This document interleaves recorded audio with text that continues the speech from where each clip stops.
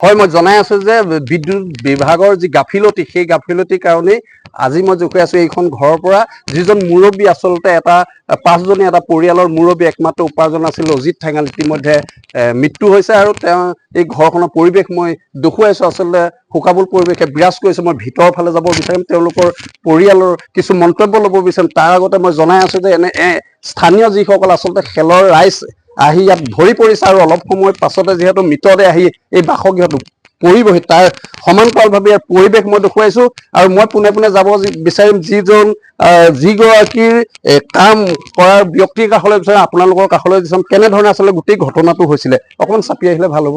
কি হৈছিলে, কি শব্দ শুনিছিলে? মানে আমি ধৰক মানে কাৰেণ্টৰ এটা ঠেচ কৰিলে মানে শব্দটো শুনিলোঁ।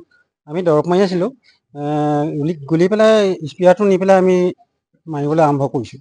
তেনেকুৱাত আমি শব্দটো শুনিলোঁ। তেতিয়া আমি বাগানৰ পৰা মানে লৰা ঢপৰাকৈ ওলাই আহিছোঁ।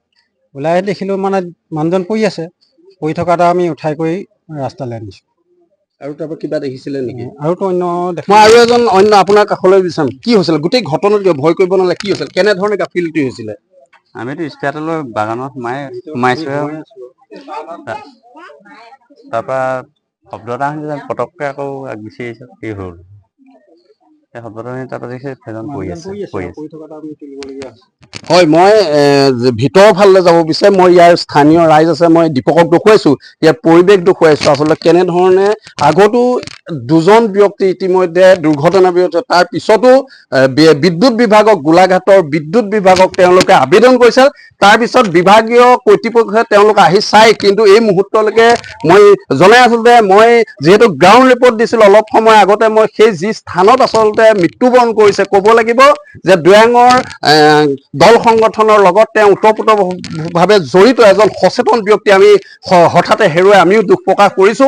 আমি জনাই আছো যে অলপ সময় পাছতে তেওঁ মৃতদেহ মৃতদেহ পোৱাৰ লগে লগে ইয়াৰ পৰিৱেশ শোকাবুল পৰিৱেশ শ্ৰীমতী কাননত ভাঙি পৰিছে। আৰু মই ভিতৰৰ পৰিৱেশ দেখুৱাইছো। এই ভিতৰৰ পৰিৱেশ যিহেতু 5জনৰ তেওঁ পৰিয়াল আছিল, একমাত্ৰ পোহপাল আছিল। এতিয়া কি বিচাৰিব আপোনালোকে, কি মহিলাসকলক মই আপোনাৰ কাষলৈ বিচাৰিম। আৰু কি বিচাৰিছে? আগত আহিছিল নাই ইয়াত?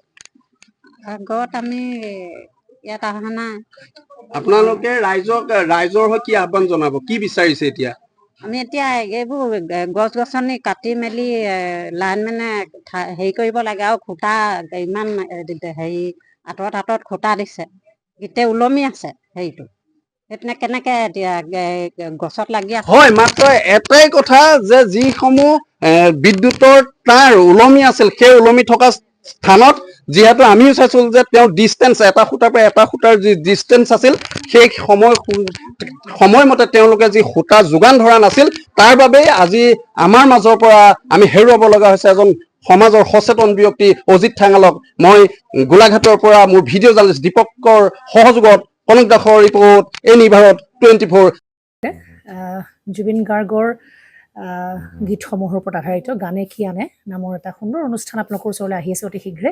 অহা 15 আগষ্টৰ পৰা ধেমাজিৰ পৰা প্ৰথম অডিশ্যন আৰম্ভ হ'ব আৰু সেই অডিশ্যনৰ যোগেদি বিভিন্ন কণ্ঠশিল্পীসকলে যিসকলে এই অনুষ্ঠানত যোগদান কৰিব বিচাৰে তেওঁলোকে এই অডিশ্যনৰ যোগেদি আগবাঢ়ি আহক। আৰু জুবিন গাৰ্গৰ বহুত ভাল লগা গান আমি সদায় শুনি আহোঁ।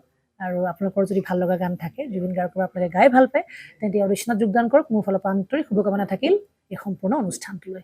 ধন্যবাদ।